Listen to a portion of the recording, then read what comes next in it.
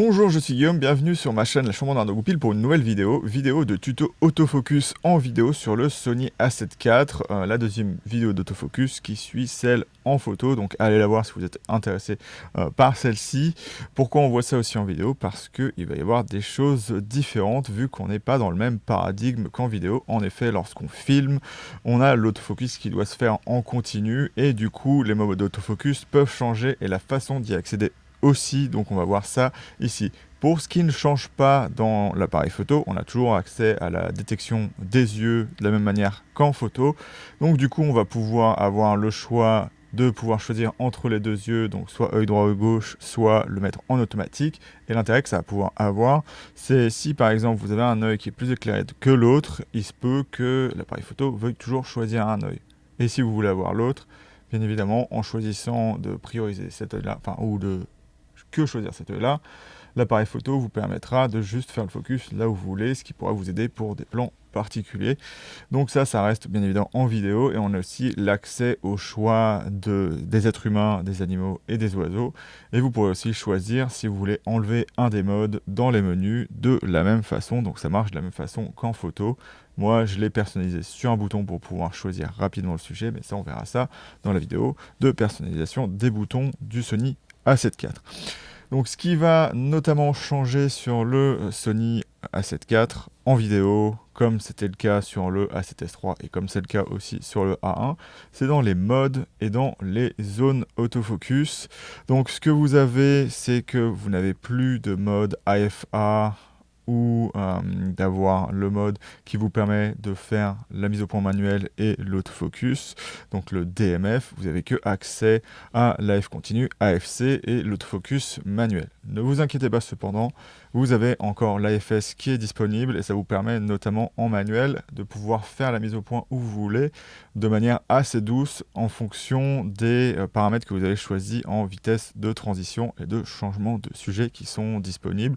Contrairement à la photo, vous aurez qu'un seul paramètre qui sera de réceptivité de l'autofocus, donc c'est quelque chose d'assez intéressant en photo. Et de la manière dont ça marche, c'est que vous appuyez sur votre bouton pour faire la F, soit l'iPhone, soit le bouton, enfin soit le déclencheur, et ça va lentement aller faire la mise au point là où vous voulez. Donc c'est très intéressant, notamment pour passer de la mise au point d'un endroit à un autre, ce que ne peuvent pas faire certains autres appareils photo. Vous avez ça là-dedans, et c'est de cette manière-là que vous aurez accès à l'AFS. Du coup, vous aurez aussi, en plus de ça, l'assistance autofocus. Donc ce que ça va faire, c'est que ça va permettre de pouvoir faire le focus en manuel lorsque vous êtes en AFC. Mais ce que ça va avoir d'intéressant en plus, c'est que si l'appareil photo ne comprend pas là où vous voulez mettre la mise au point, pardon, vous allez faire cette mise au point vers le point où vous voulez. Et l'appareil photo devrait reconnaître là où vous voulez aller et ira doucement au point le plus précis de mise au point, là où vous l'avez mis en focus manuel et où c'est pas forcément facile à voir sur l'écran arrière. Donc du coup, ça vous donnera un focus très très précis là où vous voulez être, ce qui est quelque chose d'assez intéressant. Cependant, faites attention avec cette assistance autofocus, si vous avez le picking en mode manuel, et ben ça va l'afficher aussi en AFC, et donc il n'y a aucun moyen, à part juste enlever le picking, de ne pas l'avoir en AFC. Donc voilà, faites attention si vous mettez l'assistance autofocus à enlever le picking si vous ne le voulez pas. Le picking, je ne le conseille pas forcément puisque l'efficacité du picking dépend de votre ouverture, à savoir plus vous avez une profondeur de champ faible, donc une ouverture grande, plus ce sera efficace, mais suivant les profils, si vous mettez de la netteté dedans, il se peut que votre picking soit, sur une plus grande zone, et donc c'est pas forcément très intéressant. Mais le cas échéant, le picking, vous avez le choix de couleur et d'intensité que vous pouvez choisir dans les menus. Un autre truc qui serait intéressant, c'est que maintenant on a une nouvelle façon de pouvoir mettre en mise au point précise ou pouvoir checker sa mise au point, c'est avec la carte de mise au point ou Focus Map en anglais, dont vous avez sûrement entendu parler dans les tests du Sony A7 IV, et ça vous permet d'avoir une couleur sur l'arrière-plan et le premier plan. Je crois que l'arrière-plan c'est orange, rouge, et le premier plan c'est plutôt dans les couleurs bleues, et le plan qui est mis au point est de couleur normale, enfin il n'y a pas de couleur dessus. Je vous mets en garde cependant parce que lorsque vous utilisez ce mode, vous allez comment dire ça, avoir de la surchauffe qui va arriver beaucoup plus vite sur l'appareil photo. Donc faites bien attention à ça et n'en abusez pas. Ça arrive vers 35-40 minutes et si vous l'utilisez en All Intra, la 7.4, ça arrivera beaucoup plus vite. Donc faites attention à ça.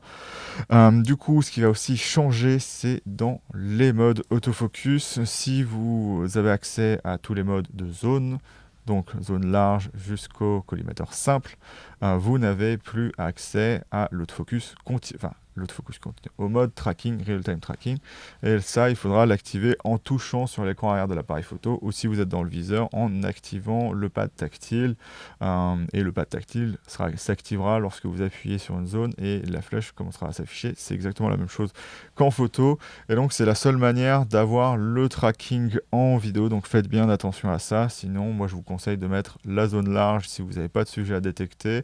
Et lorsque vous voulez passer à une mise au point particulière à un endroit, par exemple une chose qui bouge, mettez ce real-time tracking en appuyant sur l'écran et ce sera absolument tout ce que vous avez à savoir sur l'autofocus de la 7.4 en vidéo. Moi, je vais vous laisser là-dessus en espérant que vous avez aimé la vidéo. Donc, si vous avez aimé cette vidéo, n'hésitez pas à la liker et aussi à vous abonner si vous n'êtes pas abonné à la chaîne pour voir d'autres contenus, que ce soit Sony ou Canon. Et moi, je vais vous laisser là-dessus et vous dire à bientôt dans la chambre noire de Goupil.